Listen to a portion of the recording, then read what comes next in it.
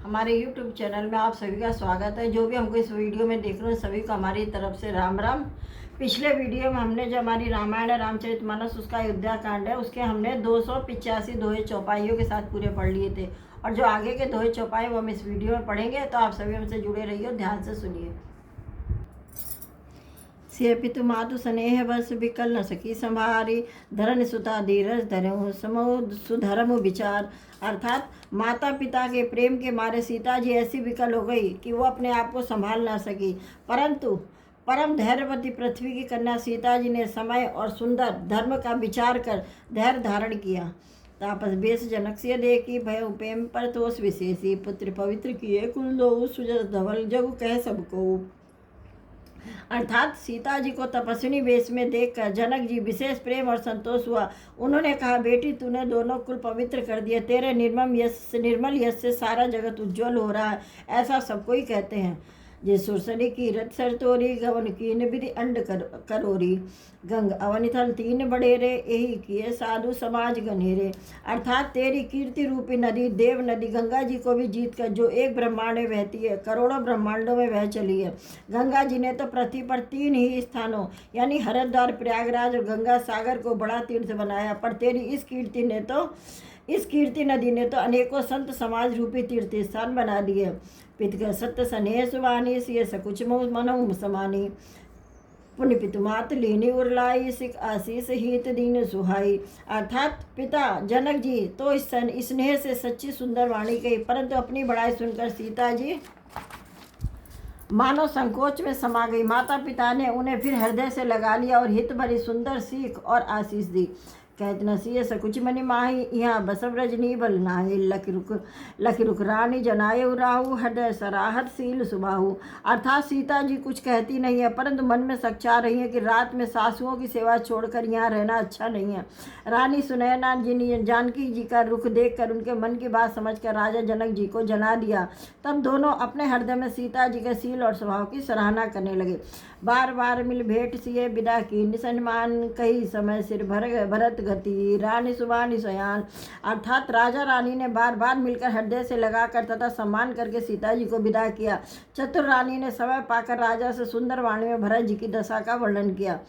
सुन भूपाल भरत व्यवहारी, सोन सुगंध सुधा सारू, मुद सजल नयन पुलकेतन सुजस सराहन लगे मुदित मन।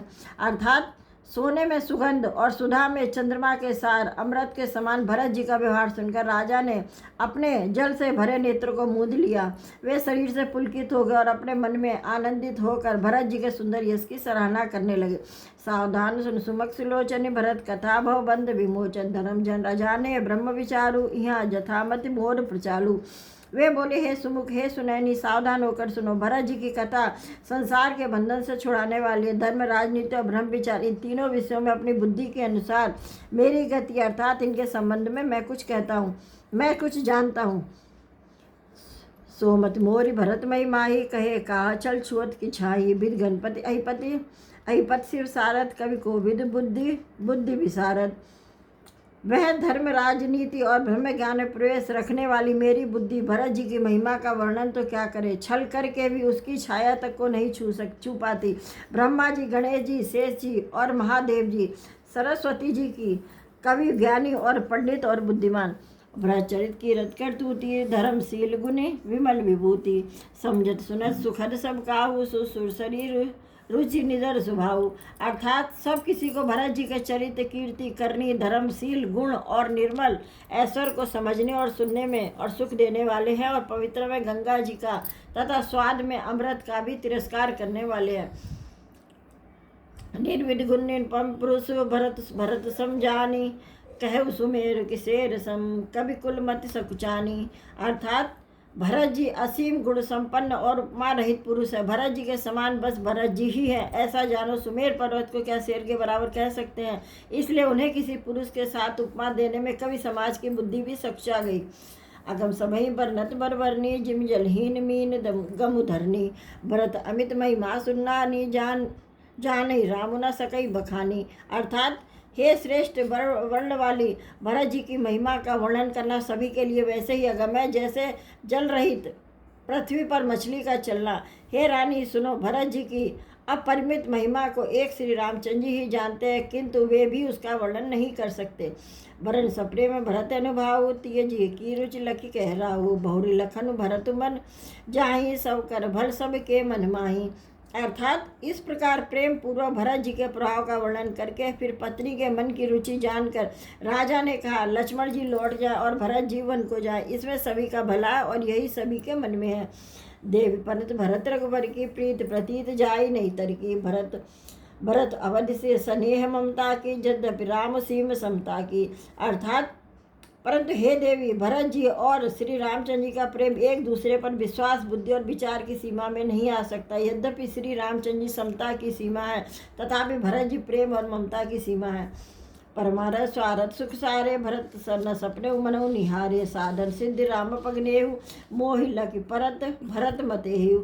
अर्थात श्री रामचंद्र जी के प्रति अनन्य प्रेम को छोड़कर भरत जी ने समस्त परमार्थ, स्वार्थ और सुखों की और स्वप्न में भी मन से भी नहीं ताका। श्री रामचंद्र जी के चरणों का प्रेम ही उनका साधन है और वही सिद्धि है। मुझे तो भरत जी का बस यही एकमात्र सिद्धांत जान पड़ता है। मोरे भरत न पले मन सौ राम रजाई, करे न सोच स्नेह बस, कहो भूप बिल खाई। अर्थात राजा ने बिलक कर कहा, भरत जी भूल कर भी श्री रामचंद्र जी की आज्ञा से मन से नहीं टालेंगे, अतः स्नेह बस होकर चिंता नहीं करनी चाहिए।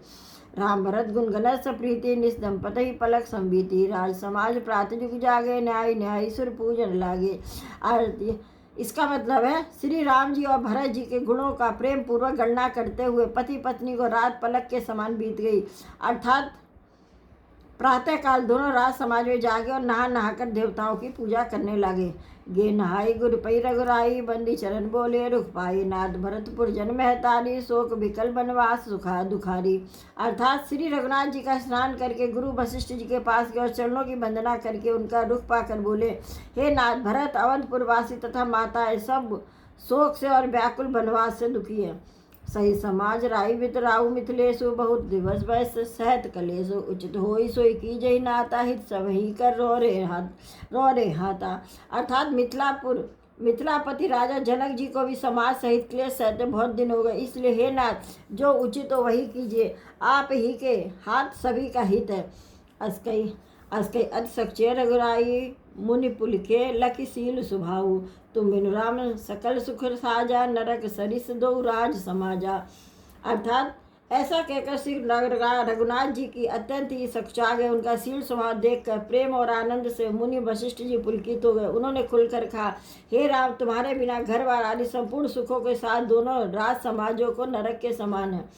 प्राण के जीव सुख के सुखधाम, राम तुम तज तात सुहात ग्रह, जिनहि तिनहि विधिवाम। अर्थात हे राम, तुम प्राणों के भी प्राण, आत्मा के भी आत्मा और सुख के भी सुख हो। हे तात, तुम्हें छोड़कर जिन्हें घर सुहाता है उन्हें विधाता विपरीत है। सो सुख कर्म धर्म जन जाऊ, जह न राम पद पंकज भाऊ, जोग कुजोग ज्ञानु अज्ञानु, जह नहीं राम प्रेम प्रधानु। अर्थात जहाँ श्री रामचंद्र जी के चरण कमलों में प्रेम नहीं है, वह सुख कर्म और धर्म जल जाए। जिसमें श्री राम की प्रधानता नहीं है, वह योग कुयोग और अज्ञान अज्ञान है। तुम बिन दुखी सुखी तुम ते ही, तुम जानो जिये जो जय के ही, राउर आयो सिर तब सब ही के, विदित कृपाल नहीं गति सबनी के। अर्थात तुम्हारे बिना ही सब दुखी हैं और जो सुखी हैं वे तुम ही से सुखी हैं। जिस किसी के जी में जो कुछ है सब तुम जानते हो। आपकी आज्ञा सभी के सिर पर है। कृपालु, आपको सभी की स्थिति अच्छी तरह मालूम है। आप आश्रमय धारिय पाऊ, भयो सनिय शिथिल मुनि राऊ, करि प्रणाम तब राम सिधाए, रिस धीर जनक पहियाए। अर्थात आप आश्रम को पधारिए, इतना कहकर मुनिराज स्नेह से शिथिल हो गए। तब श्री राम जी प्रणाम करके चले गए और ऋषि वशिष्ठ जी धीरज धरकर जनक जी के पास आए। राम बचन गुण नृपै सुनाए, सील स्नेह सुभाए सुहाए, महाराज अब कीजय सोई, सब कर धर्म सहित हित होई। अर्थात गुरु जी ने श्री रामचंद्र जी के सील और स्नेह से युक्त स्वभाव से ही सुंदर वचन राजा जनक जी को सुनाए और कहा, हे महाराज, अब वही कीजिए जिसमें सबका धर्म सहित हित हो। तब आइए ये वीडियो हम यही समाप्त करते हैं। इसके आगे के 2 चौपाई हम अगले वीडियो में पढ़ेंगे। तब तक के लिए आप सभी को जय श्री राम।